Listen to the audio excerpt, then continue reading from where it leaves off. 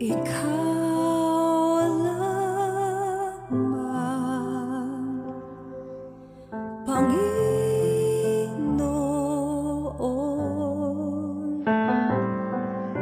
kaagapay,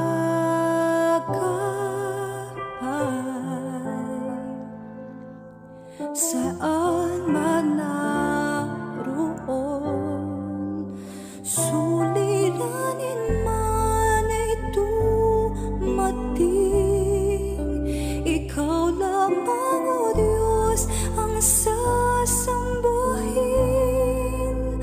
Panginoon ko, sa'yo lamang mananatili kailan pa man. Kapahingahan sa'yo nakamtan, kapangyarihan, ikaw ang pinagmulan. Suliranin man ay dumating, ikaw lamang, O Diyos, ang sasambahin. Panginoon ko, sa'yo lamang mananatili kailan pa man. Suliranin man ay dumating, ikaw lamang, O Diyos, ang sasambahin. Panginoon ko, sa'yo lamang mananatili kailan pa man. Suliranin man ay dumating, ikaw lamang, O Diyos, ang sasambahin. Panginoon ko, sa'yo lamang mananatili kailan pa man. Mananatili kailan pa man. Mananatili kailan pa man.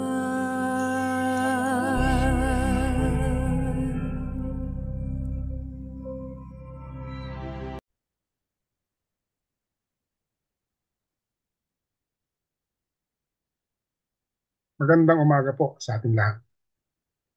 Ang ating pong pagbubulay-bulayan sa umagang ito ay matatagpuan po sa 1 Kings chapter 8 verses 1 to 6. Lalakaw tayo sa verses 10 and 11. Lalakaw po tayo sa verses 22 to 33 at 41 to 43. Ito pong chapter na to tells about the dedication of the temple. No? After the dedication of the temple, yung pong presensya ng Panginoon ay bumalik sa mga taga-Israelita. Ito po yung peak o yung pinakamataas na experience ng mga taga-Israelita before Jesus Christ. So prior to Jesus' arrival, yung pong temple was meant to spread or ikalat po ang God's light among God's people and sa buong mundo. Ito rin po yung lugar na nagwo-worship ang mga Hudyo and to worship ang ating Panginoon at magkaroon po ng fellowship sa ating Panginoon. So dito po sa Solomon's dedication of the temple, God reveals several lessons o aral on what we call true spirit-led worship. O ang ating pong worship with the presence of the Holy Spirit. So ang una po, ang spirit-led worship is centered around God's Word. So ang spirit-led worship, hindi po mangyayari to without God at its center. Alam po natin na si Jesucristo is the only means of salvation. At marami pong nag-i-ignore nito. Especially po yung importance ng Ten Commandments as the standard of morality. Sabi ni Jesus, Jesus is the I am. At binigay niya po kay Moses yung Ten Commandments. Kaya po, when we break the commandments, pinapakita po natin na neither we love or hindi natin na-appreciate of what Jesus did for us. Sabi nga po ni Jesus, if you love me, you will keep my commandments. Therefore, spirit-led worship should be centered on Jesus' commandments and His Word. Ang susunod po na lesson na pwede nating makuha dito sa spirit-led worship ay yung pong God's faithfulness. Yung spirit-led worship praises God's faithfulness. We praise God because ang ating Panginoon ay faithful sa atin even though we are not. Si Solomon nga po did not deserve to receive God's covenant. Na-violate niya po ang maraming laws ng ating Panginoon. Yet, God remained faithful even when Solomon was not. Ang ating Panginoon will always remain faithful to us even when our faith fails.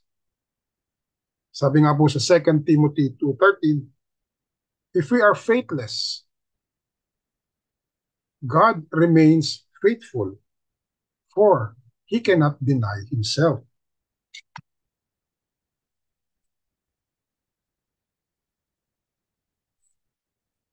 Ang susunod pong lesson na pwede nating makuha dito sa 1 Kings 8 is yung kapangyarihan ng ating Panginoon.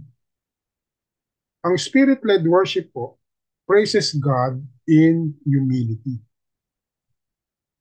Ang ating pong Panginoon ay itinaas o inexalt si King Solomon, si Solomon as king because Solomon was a humble servant.